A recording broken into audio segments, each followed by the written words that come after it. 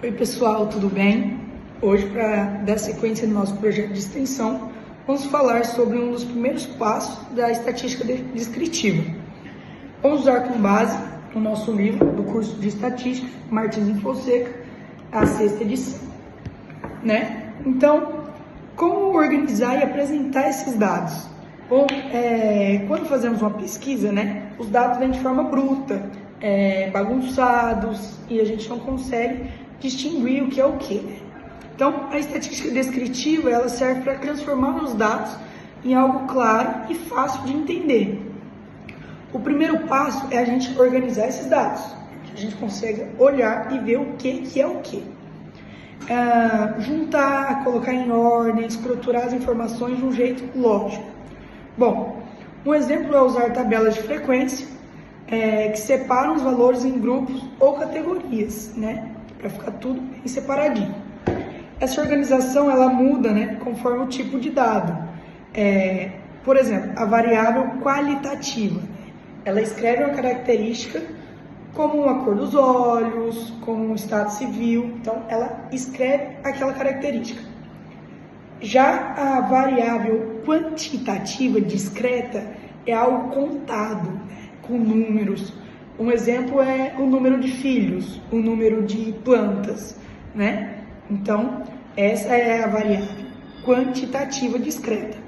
Já a variável quantitativa contínua é algo que é medido, como a altura ou a renda.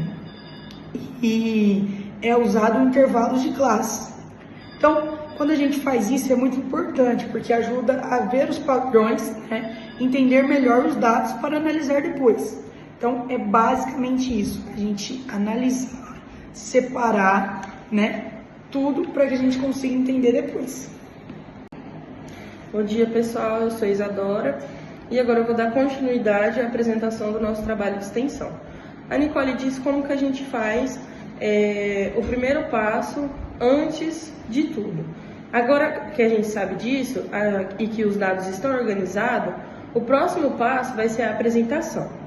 Isso pode ser feito por meio de tabelas e gráficos que tornam a visualização muito mais clara.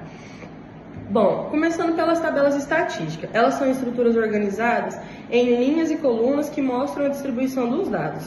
Um exemplo comum é a tabela de frequência, que apresenta a frequência absoluta, a frequência relativa e a frequência acumulada. Tem também os gráficos, que servem para visualizar as informações de forma mais intuitiva. No livro do Martins e do Fonseca, os principais tipos apresentados são os gráficos de barras, os gráficos de pizza ou histogramas e polígonos de frequência. A escolha entre usar uma tabela ou um gráfico depende do objetivo da análise e do público. O mais importante é garantir que a apresentação dos dados ajude a comunicar a informação de forma mais clara possível para que os autores tenham a maior compreensão do que está sendo passado para eles. Bom dia, pessoal. Vou dar continuidade ao que a Nicole e a Isadora disse. Por fim, vamos entender o porquê organizar os dados são importantes. Segundo Fonseca e Martins, essa etapa ajuda a resumir muitas informações de um jeito mais fácil. Assim como conseguir ver padrões, tendências e até encontrar erros na coleta dos dados. A forma de apresentar os dados também é muito importante.